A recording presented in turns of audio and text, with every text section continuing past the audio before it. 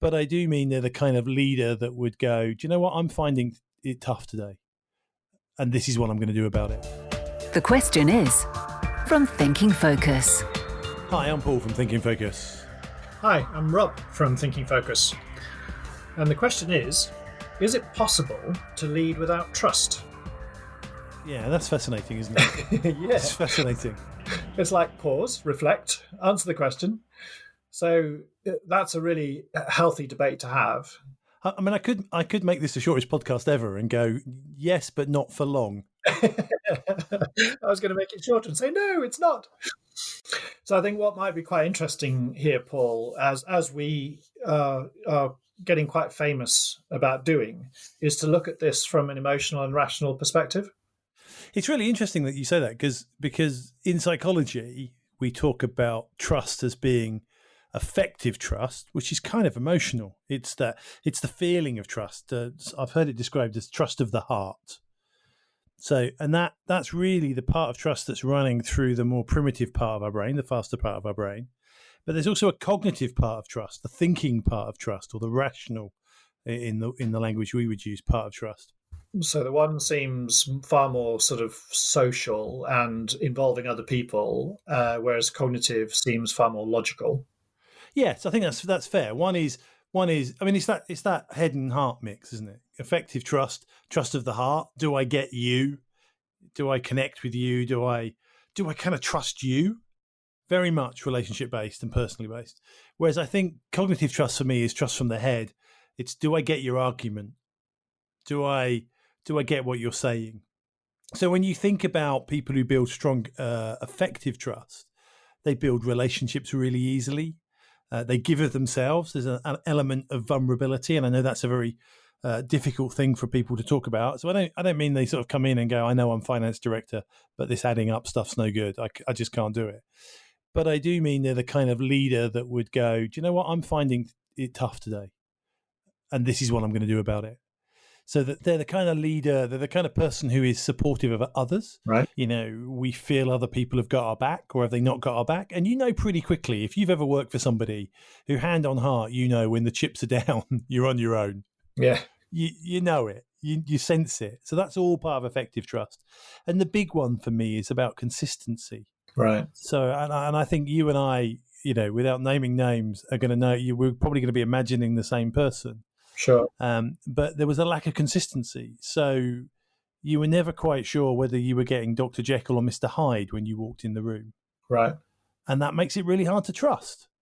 So it's almost easier to trust somebody who's always grumpy than to trust somebody who could be happy one minute and sad the next. Or yeah, this sort of flip-flop of emotion where you're never sure where you are is really difficult to get a handle on. So all of that for me is about effective trust. It's, do I trust you, the person, that relationship that we have and the way it's going to work. Okay. And then the other side of it is the kind of heart bit, which is the cognitive trust, which is, does it make sense? You know, so from a leadership perspective, do you have a vision? Right. Are we doing something meaningful? Is there purpose behind this? Can you explain it? Can you actually communicate what it is we're trying to do? I mean, you must have done this with coaching with people. Yeah. Where I was going to say a long time, but you can spend multiple coaching sessions just helping them get to the point where they can articulate what they're thinking. And it isn't that they don't know what they want or that they don't have a vision. Sure. It's just that when it comes out of their mouth, you end up going, what? Yeah. Yeah. Does that make sense? And it makes sense for them as well, because they probably haven't themselves ever described it. So they think they know what they mean, but actually, unless and until you can communicate that to somebody else, and it makes sense, you're not going to start the whole process of creating trust with somebody. Yeah, because if I don't understand what it is you're asking me to do, how can I trust? If I don't get it, if I can't make sense of it. And to go back again to the person that you and I were probably both imagining a few minutes ago, you know, one of the areas there was, I remember hearing a few times, oh, trust me, I've got a plan. And I go, okay, what's the plan? Oh, trust me, I've got one. You know, and never able to communicate it. And it's like, well, I'm finding it really difficult to trust you because I haven't heard the plan. Yeah, and that's a classic example. I can think of somebody else I worked for many years ago who would do that, but had such high effective trust that you go, okay, I'll give you a bit of rope. I'm not giving you everything, but I'll give you a bit. And because he had a reputation of then delivering on that, you would consistently go, okay, don't let me get too hurt here, but I'm willing to follow you blind. But then you meet other people where the effective trust isn't that great, so you don't really have the relationship. And they're going, trust me, I've got a plan. And you go, okay, talk me through the plan. And they go, yeah, but it's a bit hard. Yeah. And you just go, no, this doesn't connect or feel right to me in any way, shape, or form. The other bit I find about cognitive trust is that to build cognitive trust, you've kind of got to be aware of the current situation and the topicality and what's going on. So, in a workplace environment, if you're not across the latest thinking, if you're not up to date on the strategy, if you're 6 steps behind on the plan we're working on, then actually that doesn't make sense. Right. You start kind of saying stuff that people go, whoa, I thought we'd stopped that bit. I thought we were doing this now. Yes. And so that's a breach of trust. That's a breach of the cognitive side, the rational side of trust. It's a really useful explanation, I think, to have that sort of breakdown between what could be seen as two elements of trust, both affective and cognitive. And where my head immediately goes to is, almost a trite thing to say, surely we need both? I think we do. I think well, look, sort of the nuts of this are that we all, because of different personality types and because of cultural learnings and the way that we've, our culture has, taught us to think, we all tend to access through one of these types. Right. So you see some cultures, effective trust needs to be put in place for cognitive trust to build. Other cultures, cognitive trust needs to be put in place for effective trust to build. Then you go, here in the UK, I think we probably need a bit of each. And depending on your personality. So you've met people who are going to build a relationship before they build an argument, and you've met people the other way around. But so I don't think it's a case of you need them both to be amazing. No. But if one is very weak, the other has to be incredible. It is entirely possible to lead with effective trust. It's entirely possible to lead with cognitive trust. But really hard work, I would have thought. Right. Okay. So harder work to do if you didn't have a combination of both. Yeah. So let's play that out for a second, okay. Right? And go. So imagine I'm leading, and I'm leading totally through effective trust. So I'm really good. I've built connection. I'm consistent in what I'm saying. I share great stories. Everybody knows I've got your back when it goes wrong.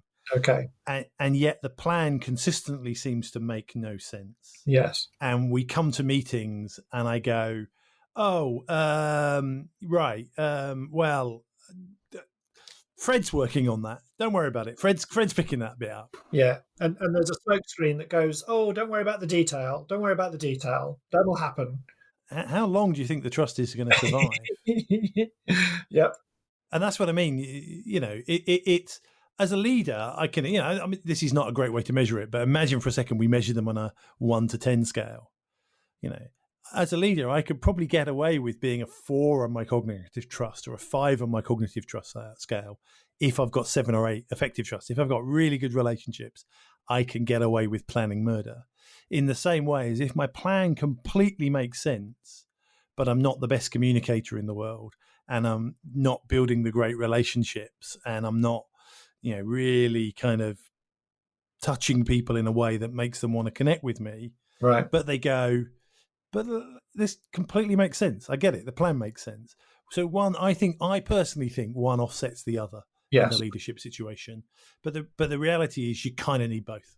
Yeah, no, which is great. But the nice bit to that, if I was to interpret that, is that you don't have to be a superstar in both. You have to have maybe one predominant style, or you could go all the way down to being very well balanced across both. Yeah. So you could almost be a 5 out of 10 for effective, 5 out of 10 for cognitive, and be an effective leader. Yeah, that's really interesting because you use the word style, and there is a preference thing here as well. So imagine that my preference is effective trust and your preference is cognitive trust. You're a very rational, logical guy, and I'm a very emotive, heart on sleeve guy. and a leader comes along, actually, if they want us both to follow, they need to be able to touch both of us in slightly different ways. And so if they can only do one, or they're really strong in one, you might find that they're bringing on certain people, or getting followers in certain types of people and not others. I think that gets even bigger when you move to cross-cultural, where different parts of the world think in subtly different ways or have subtly different preferences that would lead them to one of these styles over the other. And so, and I think there becomes a kind of a balance about task and relationship. And effective trust is a relationship-led thing, and cognitive trust is a task-led thing. So you kind of, this is stereotyping, and you have to take it all with a pinch of salt. But there's going to be in a Germanic country, so in Germany, in Switzerland, places like that, there's going to be more people who are going to lead with cognitive trust, because that's the way they've been brought up, that's the way they've been educated, that's the way their business systems work. Okay. Whereas in a Latin country, France, Spain, Portugal, Italy, Greece, it's probably the other way around. It's probably a little bit more effective lead. So I think you have to play that in as well and go, if you're managing a multicultural team and a diverse team, people are going to access the trust they need from different directions. It's not they only need one, but sometimes they need one to be in place before the other one can sit comfortably with them. Yes, it's almost like that's the gated decision process. So long as this is okay, I'm then happy to talk to you about the other thing. Yes. If you don't show me a good plan, then actually it doesn't matter whether you're going to relate to me or not, because I've got to see a good plan before I start then thinking about how we're going to relate, what's our social connection, etc. Yeah, that's very true. And I think playing into that is culture and personality styles and all of these other things that kind of say how you're going to play that out. So I think one of the things I thought would be interesting to do is there's a model from a lady from Harvard Business School who does a great TED Talk where she introduced this model. Her name is Frances Frey. I think it's Professor Frances Frey. But I saw this video again just the other day from Harvard Business School. So she is a professor. And she uses that kind of, and I'm getting this wrong, is it logos, pathos, ethos type triangle from Greek, right? To play out this trust bit. So she basically says, think of it in terms of authenticity, logic, and empathy, where a mixture of authenticity and empathy create effective trust. Right. And a mixture of authenticity and logic create cognitive trust. Useful to give that full description then. The authenticity is about people seeing the real you. Exactly. So that comes back to your first description of feeling of trust, the trust of the heart. Yes. But I think authenticity plays out on both these sides. Yeah. Am I seeing the real you? Am I hearing all of the story? Right. So on the affected side, it's am I seeing the whole of you? Am I seeing the real Rob in this particular case? Yeah. Because I think we're really highly attuned as human beings to spot people who are false. Okay. And it's probably one of those. I'm thinking out loud here, but my guess is it's one of those kind of fairly primitive survival skills that if you could spot somebody, if our distant ancestors could spot somebody who wasn't quite telling the truth, yeah, and get the hell away from them pretty quickly, chances are they got to live a little bit longer. Yeah. So if you think about this, I mean, just take authenticity as the first one of those three. Think about leaders you've met where people, it's not that they're inauthentic, it's not that they're creating a character, but there's a sense of there's something wrong. We're not really seeing the real self. They're hiding part of themselves, and I think there's a number of reasons why that may. It could be that they're not quite comfortable with themselves, or they're not quite happy with what they're doing or who they are, but they don't come across in a way that people go, yeah, no, I get that. I know what I'm seeing is what's really there. Okay. Think about that kind of leader. What would the effect be if you were working for somebody like that? Well, the easy answer to say is I would find it difficult to not to trust them. Yeah. But deeper than that, I think it would be quite confusing. I think you wouldn't really be sure of whether or not you could you could bank on the things that are being said. And it would be quite disconcerting, because I would find myself almost not avoiding that person's company, but not really tuning into the messages that they might be wanting to give. Yeah, there's going to be a question going, well, what are they not telling me? What is it I'm not seeing? What is it I've been excluded from? Just too much doubt gets played into that relationship. Yeah, yeah. So the second area she talks about is logic. Okay. So here we're really saying, does it make sense? Yeah. Does it just kind of fit together and make sense, or is there something kind of not adding up in the logic of the argument? Okay. So again, think about a situation where, you know, there's a leader and they come across and they look very authentic and they're very together, and you kind of go, yeah, I like this person. And then they start going through the plan, and the thing in your head's going, well, that's never going to work. And what about this? And what about that? And they haven't even talked about this bit. Yeah. Where's your head go? Yeah, my head's going into one of two places: either to challenge all of those questions, to try to ask those questions and get answers to them because I need the clarity and it's not making sense, or, and it might be an and/or, to give up on listening to the message because I'm not connected to it, because it doesn't make any sense to me and I just don't believe in it. Yeah, because trust requires risk. Yeah. And a bad plan is just too much risk for most people. Right. Or you go back into, I want this to work, and therefore I need to challenge. And actually then you're risking the relationship. Yes. Because then you're to make the cognitive trust work, you risk the effective trust. Right. And I've been in a couple of situations, as you've described, where I have gone and challenged. And then on the back of the challenge, the supposed logical rationale given to me still doesn't make sense. Yeah. And I've been almost brushed off casually to go, I don't understand why you don't understand it. At which point the logic part of trust is broken. Sure. So suddenly your cognitive trust is like, whoa, that's really low. I don't get this. And then of course the last part is empathy. So taking that authenticity with the empathy for that effective trust. Mm-hmm. You know, what's it like to work for somebody you absolutely know has not got your interests at heart at all? Well, you wouldn't be working there very long. I mean, that's been a big impact on places that I've worked during my career, my working life, because if there's a supposed lack of care or a realistic lack of care, it's become true. It's not very long before I disappear. Yes, because you feel unsafe. And why would you spend a long period of time in somewhere that's unsafe? Sure, absolutely. From an empathy point of view, I'm also thinking about other people as well, because I sort of go, I don't get how other people in the same organization or team that I'm in don't get that none of us are being cared about here. So it's, in other words, it's not just a personal thing. And I think, that then comes back to, well, the relationship between those individuals. So it could be they don't see it in the same way you see it. And I think, but it could also be that actually they don't need trust in the same way. So go back to making the connection then between Francis Frey's research into this and your description, so that it's clear in my head, Paul.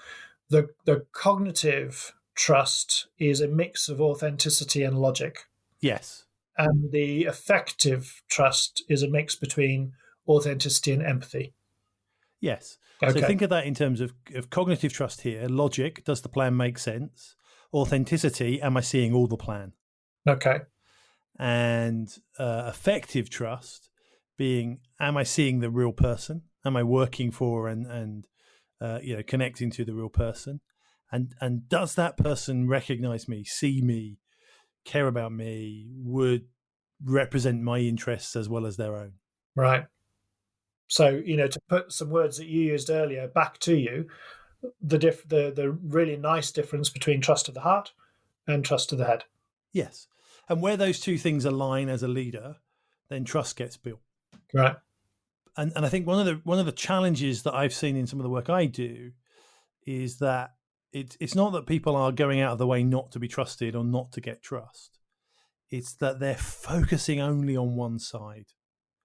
without realizing the other side is broken. They're focusing on the one they prefer. Right. So if they're a really rational person, they're working on their plan. They're trying to make the plan better. They're trying to convince people of the argument without being vulnerable enough, without being authentic enough, without expressing some empathy. Or on the other hand, they're trying to build these amazing relationships and not acknowledging that actually that's all great, but if I'm going to trust you and we're going to jump off a cliff together, I need to know you've thought it through and that this is going to make sense. So that's perfect. I mean, if we link back to Frances Frey's work, I think the point that she was very keen to get across is that if you sort of looked at that triangular relationship between authenticity, logic, and empathy, having a balance between those three things creates and maintains both effective and cognitive trust. Agreed. And if you can't get a balance across those three things, building trusted relationships in the workplace, I believe, is practically impossible. Next time on The Question Is. Yeah, and I've often wondered if that's why we see a lot of leaders who don't have great effective empathy, because actually high effective empathy would make some of the tougher decisions they need to make really hard. To find out how Thinking Focus can unlock the potential within your organization, go to www.thinkingfocus.com, where you'll discover more about the work we do, helping our clients increase productivity and enable change.